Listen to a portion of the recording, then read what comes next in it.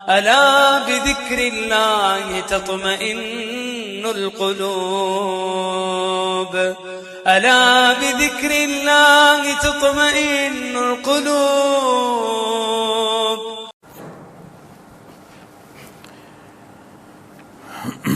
جی معزز ناظرین کرام، تو میں عرض کر رہا تھا تکبر کے حوالے سے کہ جب یہ کبر کی کیفیت پیدا ہوتی ہے تو اس کا اظہار مختلف انداز جو ہے وہ اختیار کرتا ہے. تو سب سے بڑی ذات تو اللہ کریم کی ہے. پھر بات مخلوق میں آئے گی تو مخلوق میں سب سے جو حیثیت اللہ کریم نے عطا فرمائی، جسے فرشتوں نے بھی سجدے کیا، وہ ہے حضرت انسان.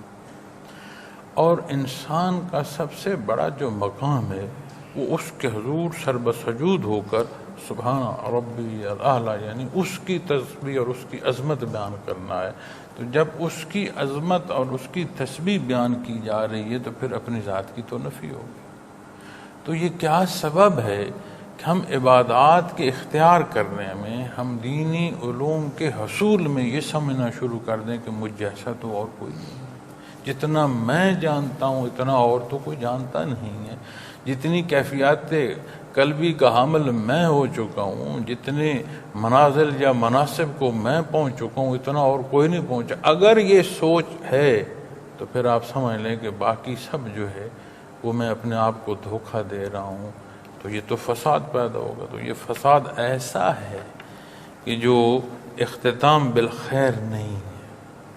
حضرت جی رحمۃ اللہ تعالیٰ علیہ سے میں نے اس موقع سے متعلق ایک سوال عرض کیا تھا کہ یہ جو اتنی عبادت کرتا رہا، صدیاں عبادت کی کرتے کرتے فرشتوں کی جماعت میں جا پہنچا اور پھر اس نے وہاں جا کر انکار کیا، تو اتنی بلندی کا انکار اتنی بڑی سزا کا سبب بھی ہوگا.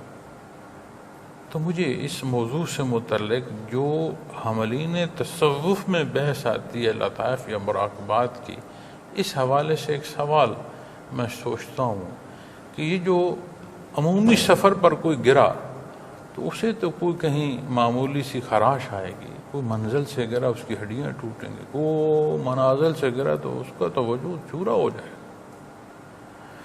تو آپ نے رحمۃ اللہ تعالی علیہ نے پھر یہ آیا کریمہ تلاوت فرمائی، فرمایا وَقَانَ مِنَ الْكَافِرِينَ. اس کی تو بنیاد ہی ایسی تھی کہ جس میں اس نے اپنی ذات کو رکھا ہوا تھا. تو جب نیت خالص ہوگی اور مقصود اللہ کریم کی ذات ہوگی تو یہ معاملہ اور ہے.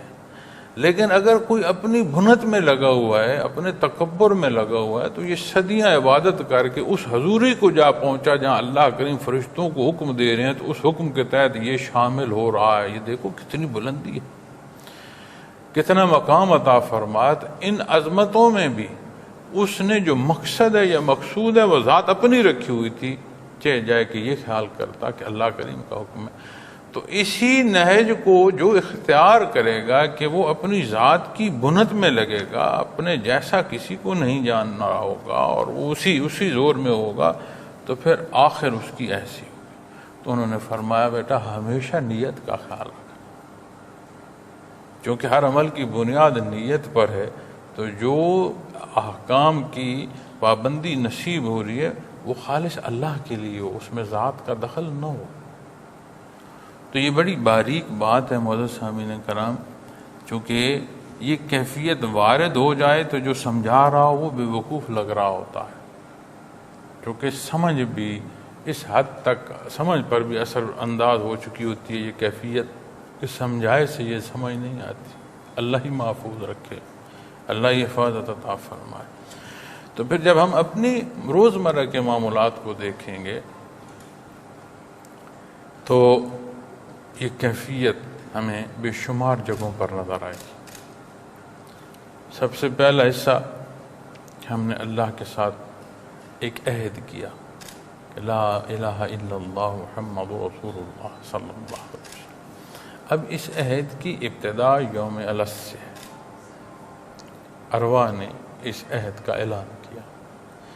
پھر اس مکلف زندگی کے حصوں میں جب ہم پہنچے تو جہاں جس کو اللہ کریم نے اس دنیا کے حوالے سے جتنا عطا فرمایا اس کے مطابق اس کے سوالات ہیں. اب اس جواب میں ہم کیا کر رہے ہیں؟ ہم نے اپنے عمل چھوڑ دیے اور ساری بحث جو ہے وہ دوسرے پر لے گئے. اب جو تکبر پر بحث کر رہا ہوتا ہے یا بیان کر رہا ہوتا ہے یا اسے ڈیفائن کر رہا ہوتا ہے وہ بھی نہیں چاہتا کہ میرے الفاظ کو کوئی رد کرے. دیکھیں کیسی کیفیت ہے کہ دینی شعبہ جو سمجھا رہا ہے کہ سب سے بڑی ذات اللہ کی ہے، باقی ساری مخلوق ہے اور ہر حصے کو اس کے اپنے مقام پر رہنا ہے جو متعین ہے، ابہام نہیں ہے اس میں. تو جو اس غلطی کی نشاندہی کر رہا ہوگا وہ بھی یہ سمجھ رہا ہوگا کہ اس سے متعلق جو میں کہہ رہا ہوں اس کے مقابل کو بات نہ کی جائے. تو یہ پھر سمجھانا کیسا ہے؟ اس لیے معزز سامعین کرام کہ یہ ایک کیفیت ہے. اس کیفیت کو جتنے پردوں میں لپیٹ دو یہ کیفیت اپنا اصل نہیں چھوڑے گی. ہاں اس کا علاج ضروری ہے. اس بیماری کی بنیاد اور اس کی وہ جڑیں کھینچنا ضروری ہے.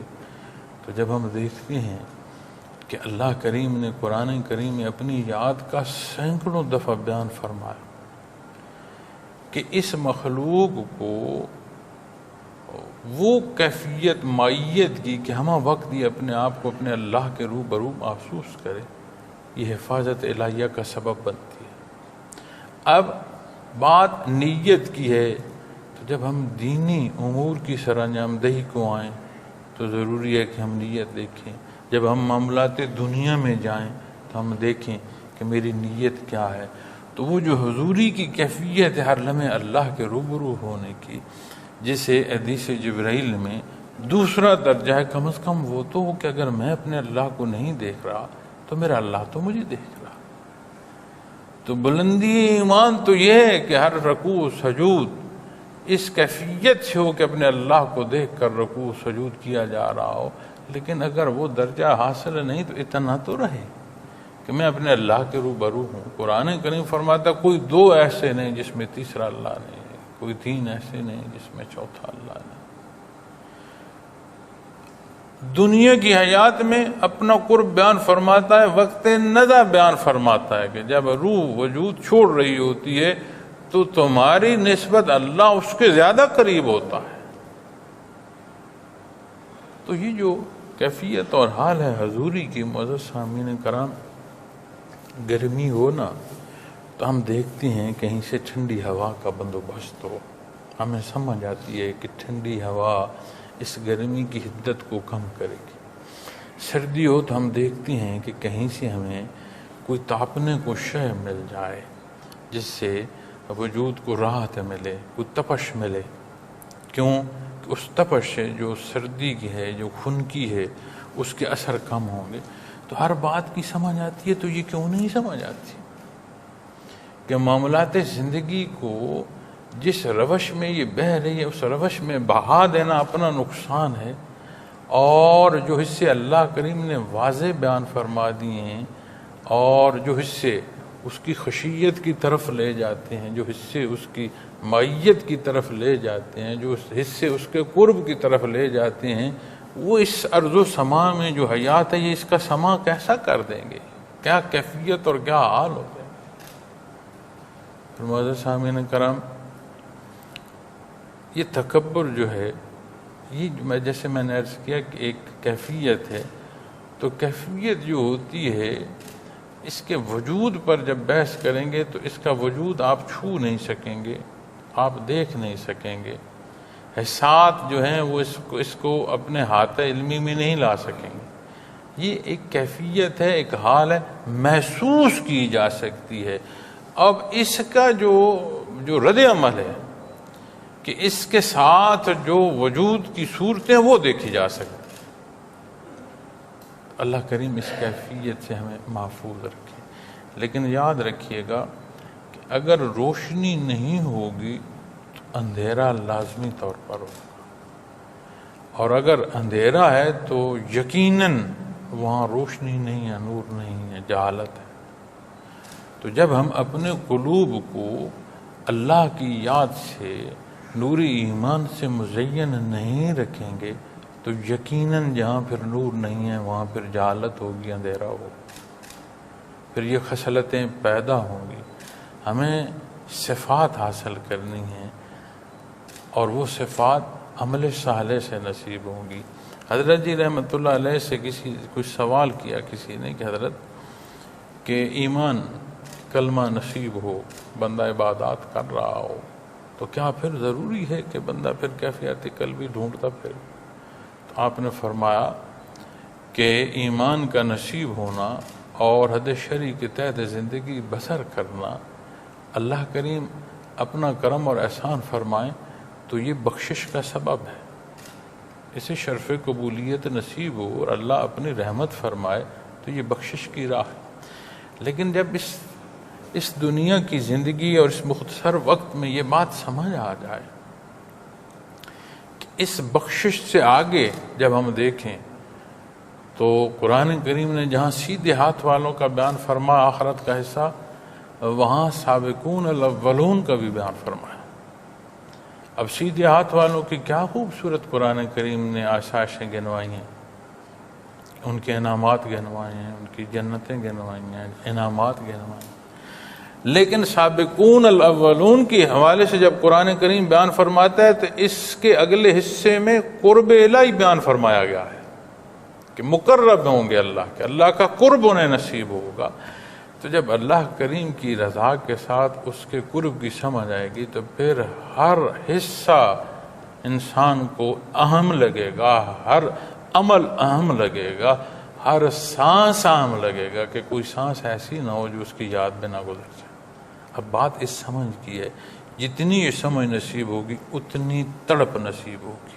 اور یہ وہ چیزیں ہیں جیسے تکبر ہے، یہ جو کبر کی کیفیت اور حال ہے جس پر آج ہم بات کر رہے ہیں، جیسے شیطان کا جو رستہ ہے، ہمارے ازلی دشمن کا جو رستہ ہے، یہ اس لیے ہے، میں نے عرض کیا کہ اندھیرا وہاں ہے جہاں روشنی نہیں ہے۔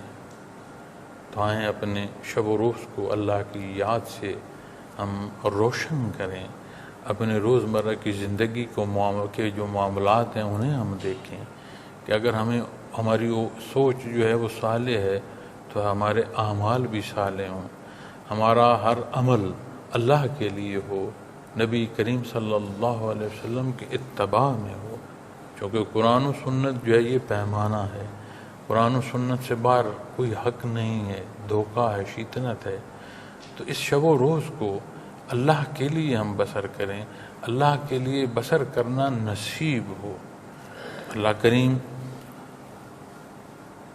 ہمیں اس جمعۃ المبارک کی یہ ساتیں قبول فرمائیں، اور میری کوئی کمی بیشی جو دانستہ نادانستہ ہوئی اللہ مجھے وہ معاف فرمائیں، اور اللہ کریم اپنی یاد سے وابستہ ہونا عطا فرمائیں اور ایسی برائیوں اور خرابیوں اور خرافات سے محفوظ فرمائیں۔ وآخر دعوانا ان الحمد للہ رب العالمین۔